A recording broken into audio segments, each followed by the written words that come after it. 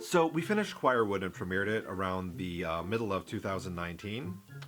And I found myself kind of in a similar position to where I was the year before, where I really wanted to get another film done by the end of the year, but it was kind of too late in the year to do anything too large scale. And I'd had a really good experience doing Lights, Camera, Terror the year before, so I figured might as well do another shorter film like that. And of course, when I do a short film, that means like half an hour. I don't know if that's everyone's definition of a short, but I started thinking of ideas, and by that point I had built up a pretty good sized network, and I really wanted to do something where I could just invite everyone to be in it, and whoever wanted to be in this film I'd find a part for them. So I came up with this idea of people throwing a party on the night the world was ending.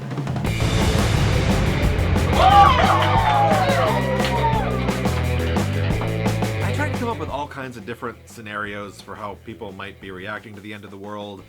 The last several years have been interesting. Sometimes it feels like the world really is ending, and so you see a lot of reactions to that, and it was fun to kind of deal with that concept in a lighthearted and comedic way. I got to play a fairly large part in that film as one of the more deceptive characters that propels the story along. I really enjoyed Apocalypse Party. It was a movie it was funny, but it was serious.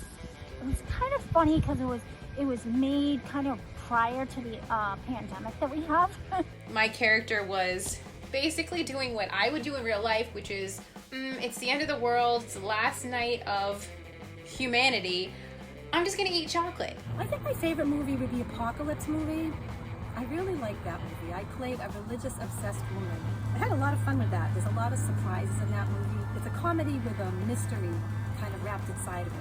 So we shot Apocalypse Party over 2 weekends, like one Sunday and then Saturday, Sunday the following weekend. It was overall pretty smooth production. A lot of people in it, though. I think we had like 16 people in my house at one point. Just everyone crammed into the room and still having to find where to put lights and the cameras. I worked with a lot of friends that I've worked with before.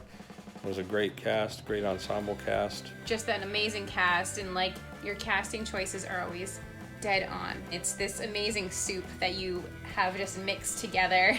It just comes together with all the different actors, the flavors. Yeah, it was very crowded, but everyone seemed to have a lot of fun, and the end result, another great movie. I really loved the script I came up with for that. It was a good movie to end the 2010s decade on.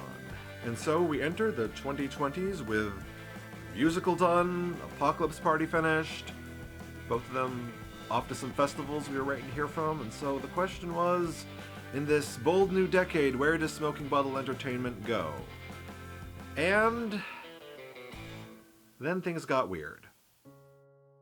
And now we enter the final countdown.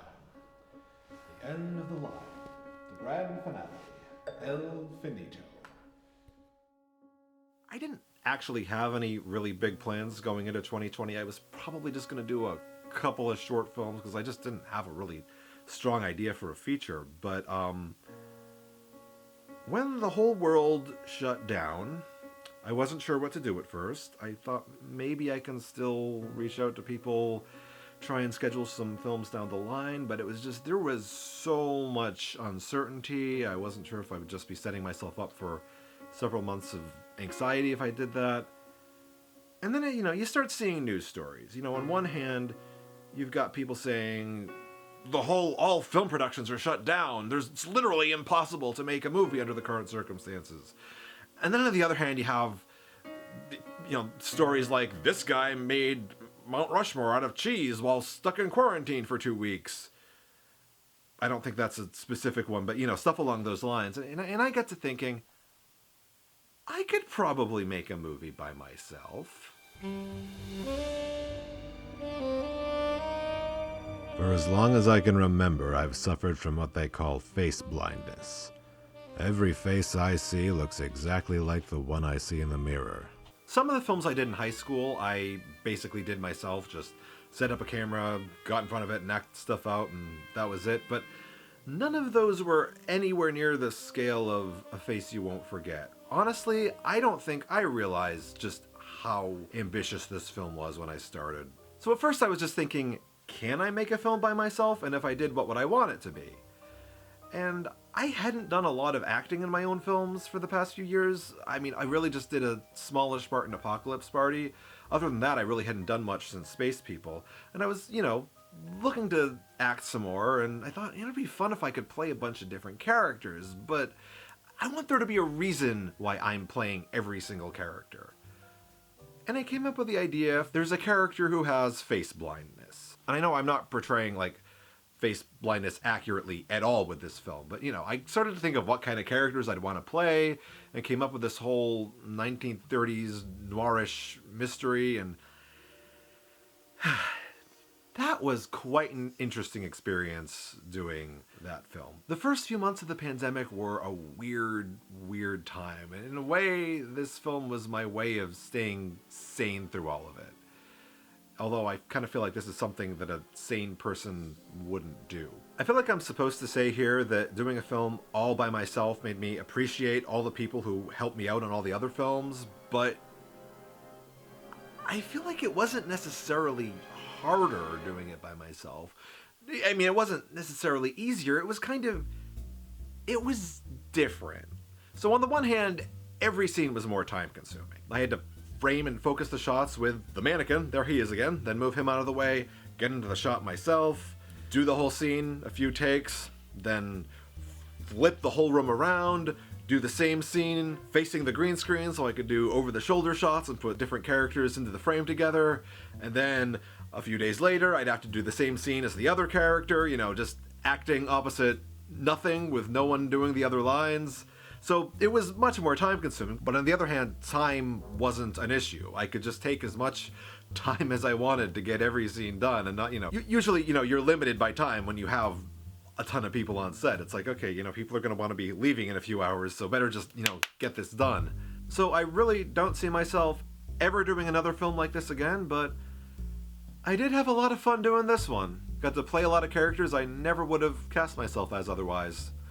Got to embrace my gender fluidity. That's something I wouldn't mind doing again. It was a film I really just made for myself and didn't really care much about what other people would think of it, so I just felt free to make it as weird and quirky as I saw fit. Throw my shoes down the stairs and call them macaroni? We might just have a lead! And I made this in total secrecy. No one outside my family knew this film existed until it was completely done, and I just dropped it on social media, and people watched it. And people liked it. He really blew my mind when he did the one-man show during the pandemic. He did everything. He starred in all the roles. He wrote it, he directed it, he edited it. Amazing. So with my one-person period piece in the can, I wanted to do something that would allow other people to participate without us having to physically get together. So I brainstormed some ideas, and I was just trying to think of something where there would be some justification for parts of it just being, low quality video clips that didn't necessarily match up with each other. And I started thinking of these old, computer games from the 90s where there would be live action video clips that you would have to interact with. And so that formed the basis for Taskvale, The Quest for Knowledge. How do I talk to him? He's a video clip in a computer game. If you look, there should be options for what you're allowed to say to him. Is there any way you can lower the price? Well, I can give you some coins if you can tell me how many bottles of Oahu Splash Fruity Slush Soda are stocked in my store. What? So I was able to get 17 people on board to record their own footage and send it to me so I could put it all together into this movie. He asked a bunch of his regulars to, if they were interested, to be able to do a part. And many of the roles, I think, were written for the actors that said they were interested in doing parts. So that was That was really intriguing, and how that was put together. I kind of asked people what they had for, costumes and locations, and anybody who had some kind of, unique outfits or place they could film, I cast them as the characters in this game that I was going through, and I didn't bother to come up with any sort of coherent story for the game, and that's just kind of part of the joke, is that it just goes from one weird character to another. And then everyone else who took part I cast as, people who were trying to guide me through this absurdly complicated games. So this was another very unique production. My own part, I just filmed myself one night going through all of my scenes, and then the rest of it was basically just all editing. I'd get people's parts in, and then I'd just put it all together. So we played our own parts, and mine was to be inside of a forest. And I had a lot of fun doing it, even though it was really 90 degrees the day I did my scene. We all had to film our stuff separately and send it to him, and he put it all together and made it work. And I'm not saying it's my favorite one, but I love how it came out, and I love how everybody filmed their stuff separately, and he was able to put it together and make it work. And I don't know, I think that one deserves a sequel. And then after it was done, some of us, did physically get together, and we had an outdoor screening in my backyard, and that was a ton of fun, because it's a really fun film to watch with an audience. And so by that point, it seemed like it was safe enough to start gathering with people, at least in small groups. I wasn't going to do something like Apocalypse Party at this point.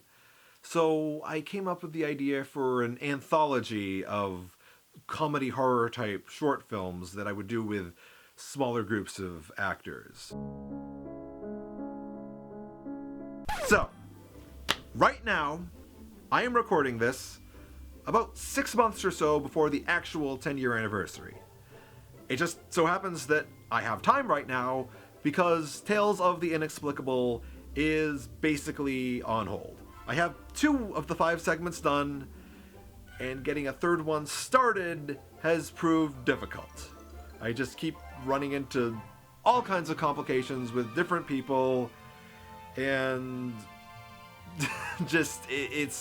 I haven't had anything to do.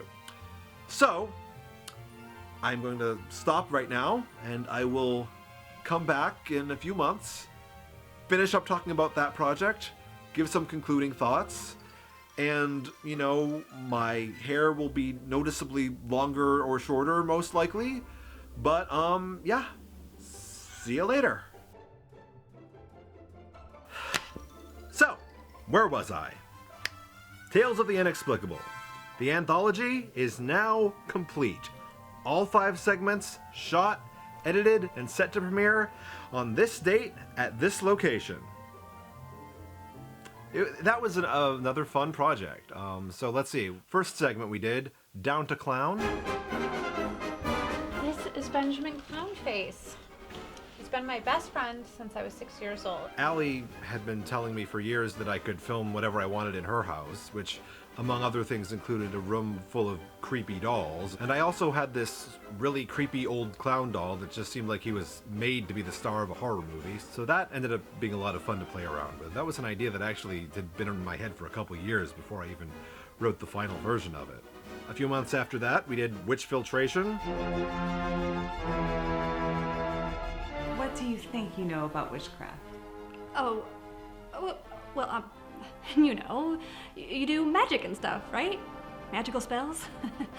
Or no, you don't really do magic. Living in New England, living in Massachusetts, you hear about witches a lot. And so, a couple years ago, this idea formed in my head of this woman infiltrating a coven of witches and a lot of crazy stuff happening. So I was so excited to be part of this, and the anticipation of getting on set for this, for myself personally, was huge. I get to play a witch, which I'm from Salem, Mass. It only took me 30 years to play a witch. I get to have a battle, a very supernatural battle, with one of my favorite people ever, actor, writer, Killarney Trainer, who also plays a witch. So it was beyond fun. Elder God, take her. Make her one of us. And then a few months after that, we shot Bleeding Green. Hold on. Are you bleeding green? Where's your bathroom? I need you to take me to your bathroom right now. Right this way. Hannah Heckman McKenna and Chris Watt had been wanting to do some kind of film where they could act together, and I came up with this idea where she was a shape-shifting lizard person who captured him and gave them an opportunity to play off each other. And then The Road to Death Mountain was written specifically to be shot at Demi Papadinas's old farmhouse in New Hampshire where we'd done Lights, Camera, Terror. We're on our way to Death Mountain, and we wanted to know if you knew how far it was from here, or... Death Mountain? I wanted to write something that took full advantage of that location. We had a lot of fun filming at Demi's house again, out in the field with the ticks, as it was in the summertime. But, you know, you never know what you're going to have to endure when you're creating. I think that's part of the fun of filmmaking. And that was kind of an elaborate one with some remote control creatures and some stunts with a car, and that one took longer to shoot than any of the other segments in the anthology.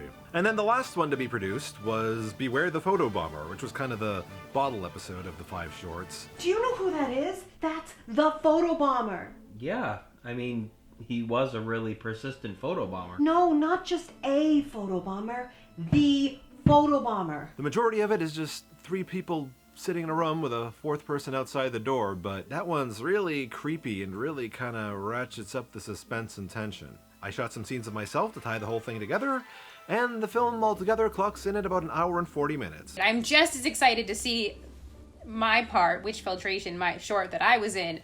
I'm just as excited to see all of them. I can't wait for the series. Once again, it will be premiering on this date at this location. So, Tales of the Inexplicable marks Smoking Bottle Entertainment film number 15, or possibly films 15 through 19. It's just getting so confusing what counts and what doesn't. I mean, I didn't even mention the short film we did back in December to be the Massachusetts segment for what's supposed to be a nationwide anthology of short horror films. But that is premiering along with Tales of the Inexplicable on this date at this time in this location. So as of now, when I'm recording this, I'm just a few days away from the 10-year anniversary of when we started production on the Dolchemok tapes, and all of this started. And, you know, I'm still not sure what to think. There's one part of me that's like, oh my gosh, we accomplished so much, and there's this other part of me that's, I thought we were going to accomplish more.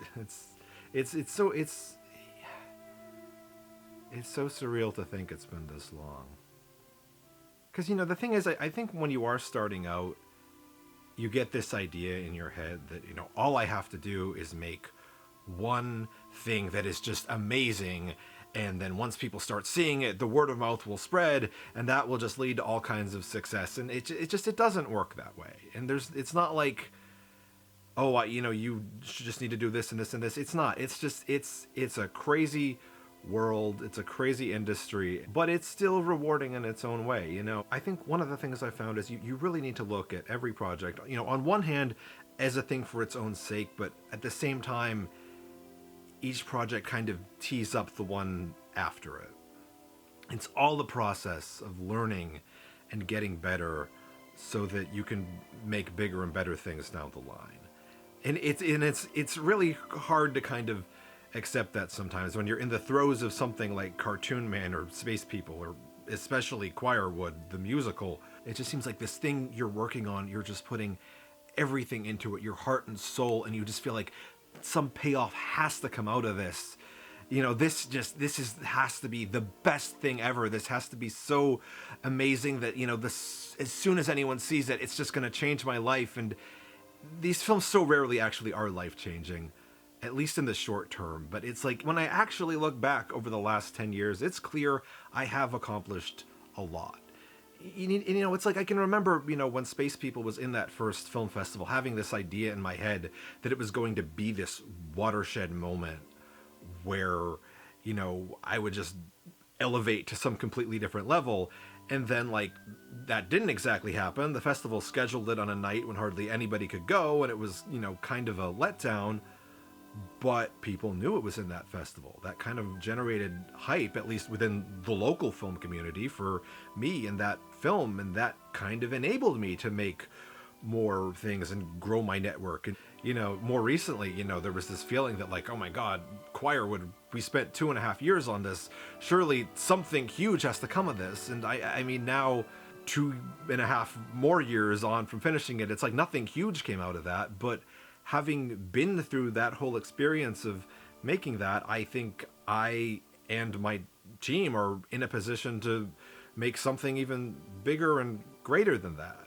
I'm proud of all of the films I've done, however many there are. I don't know about Suburban Spies, maybe not that one, but I do feel like some people would, not want to go through this whole history of like, oh, I mean, I'm not going to show people Cartoon Man. I don't want people to know I was making things that cheap looking at one point. But I think all of these films have value. They all mean something to me. And I think they all mean something to the actors who were in them, the crew who helped out with them, and anyone who's seen them. Are any of these films perfect? No. I mean, every one of them I look at and I see stuff I could have done better. But it's not like this is the end of Smoking Bottle Entertainment.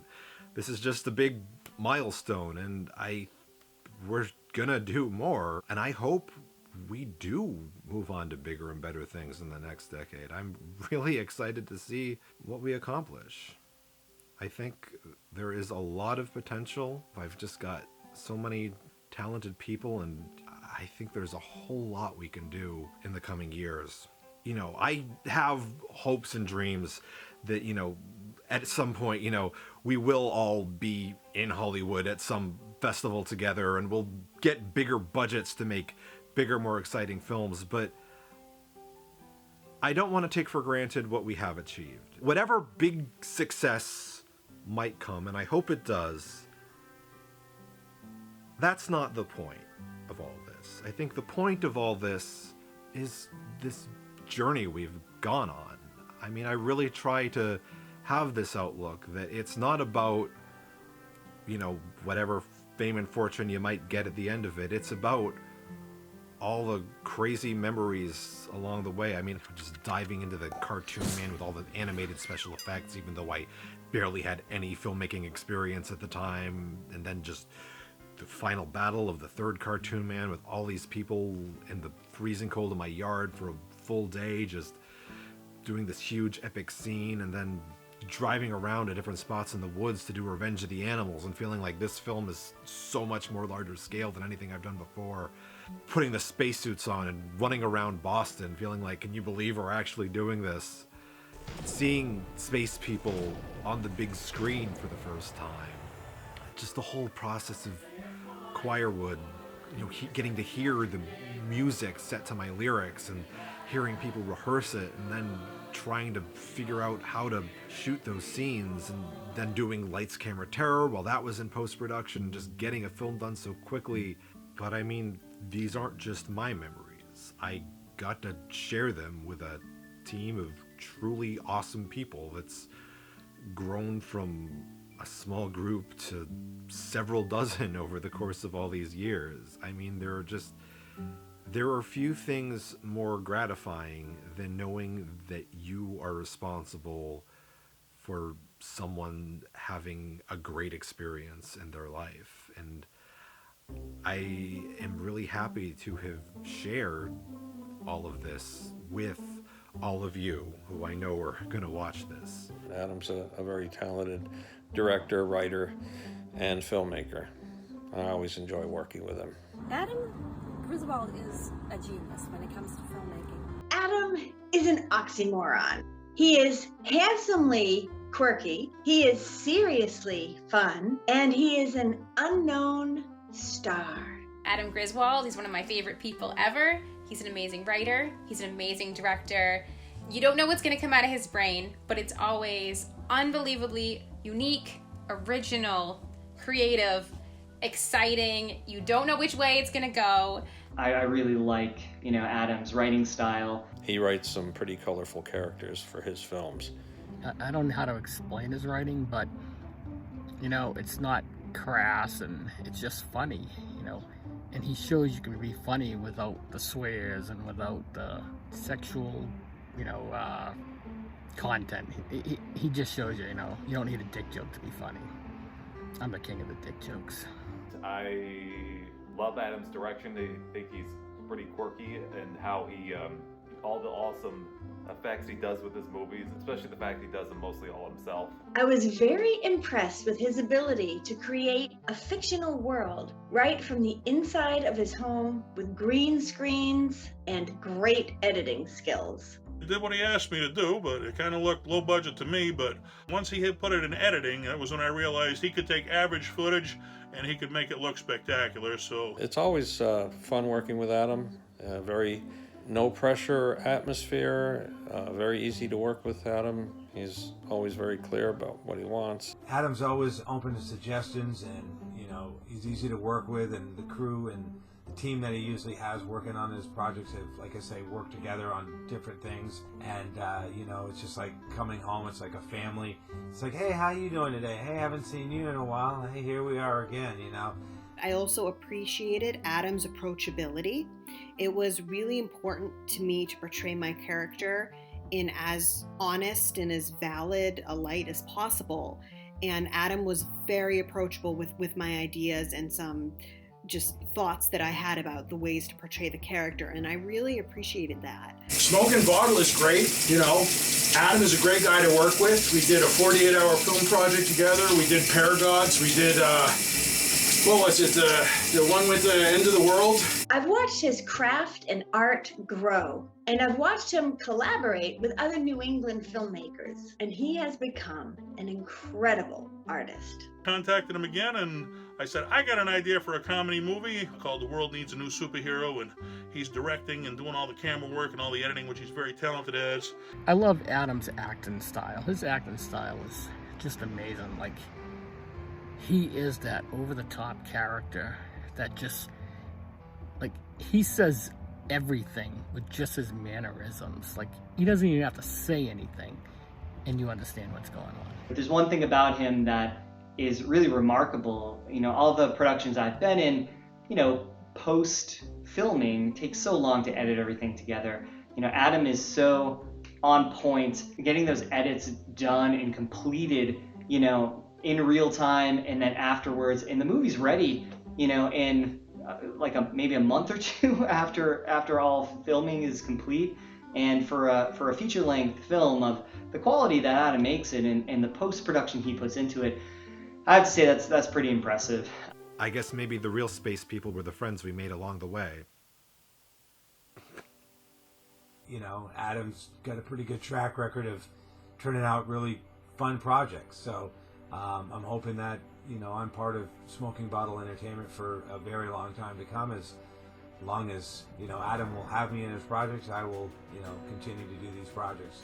I've always enjoyed working with Adam, and I'm very happy to be able to help him celebrate the 10th year anniversary of Smoking Bottle Entertainment and all of the variety of films that he has been able to produce.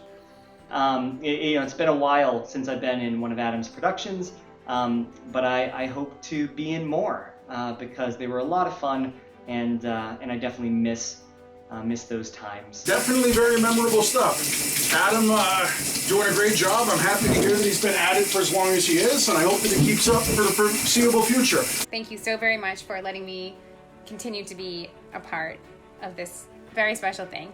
I want to be working for Adam for the rest of my life. I hope to do some more with Smoking Bottle at some point in the future. Thanks, Adam, for all your help. I look forward to working with you in the future. Good luck. You're very talented, and I'm glad we haven't lost you to Hollywood. And so we go forward, on to whatever lies ahead. I feel like we haven't even reached our full potential yet.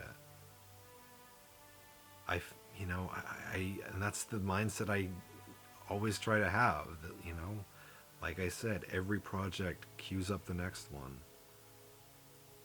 I hope we can find a way to raise more money, because that'd help a lot. Hope we can find ways to reach a bigger audience, preferably, beyond just New England. I just want to say congrats, Adam, Smoking Bottle Entertainment, on 10 years.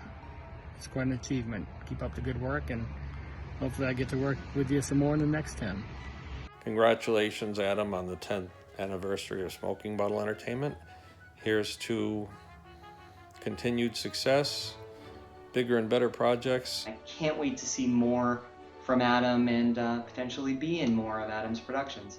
Happy anniversary and congratulations to Smoking Bottle Entertainment for 10 years. It's unbelievable. Here's to Adam. I just feel so lucky and so privileged that I am able to do this. You know, because for me, this isn't about money. It isn't about art. It certainly isn't about having fun a lot of the time. It's just a matter of my brain is and always has been wired to think up these elaborate, overly ambitious films with a very specific sense of humor. And nothing brings me more joy than the fact that over the last 10 years, I have begun to find the people I need to make these films a reality. And so, let's keep on going. Best is yet to come, folks. This rocket ship doesn't stop until we make it beyond infinity. So, take us to photon speed.